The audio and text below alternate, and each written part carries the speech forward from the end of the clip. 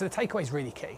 Okay, this sort of first movement, and students of mine know that, you know, I spend a lot of time trying to get this position correct, because if you can get this position correct, actually the rest of the golf swings, it is a lot easier. It's just lifting motion. This early part of the backswing is sometimes a little bit tricky. We're going to talk about external rotation today, which basically means the right arm folding, but I want to put it into context of a couple of other points that I often make. Right now, one of them is about width and the idea of the sensation of the arm staying straight. See, if I use this bit of rope here and I sort of lasso it together so that it becomes like a left arm replacement, when you start working on folding your arm, what you want to make sure is that you don't bend it to the point where the left arm would become limp. Do you see? You can hear, hopefully, a bit of a twanging sensation.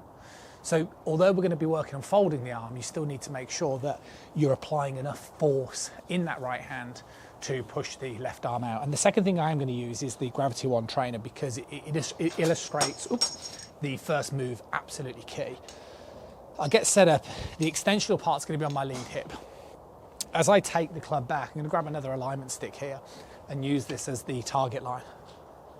Okay, like so. So if I was facing towards the wall, what you'll notice is as I take it back here, the way I concentrate on keeping the pointer traveling straight, okay, you can hear the way the shaft extender stays in contact with my lead hip.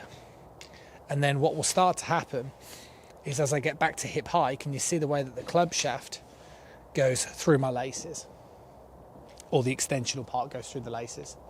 And this basically means that what I'm doing is I'm folding the right arm. So I'm doing this external rotation, a little bit of arm rotation as well, to bring that club nice and close. So you can see how little movement there is. From this position, you'll be able to lift your arms up. From this position, you're going to be able to bring your arms back down. And the point that ultimately you've got to practice is very much one of that. You've got to learn to allow this arm to move like so. Doing so will mean that this position here will become really good. From here, you'll find it really easy to get here. You'll get familiar with how to bring it back down into a very similar position, and it will offer you a tremendous amount of consistency.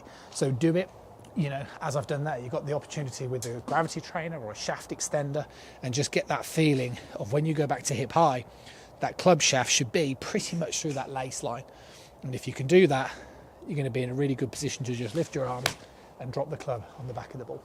See you soon.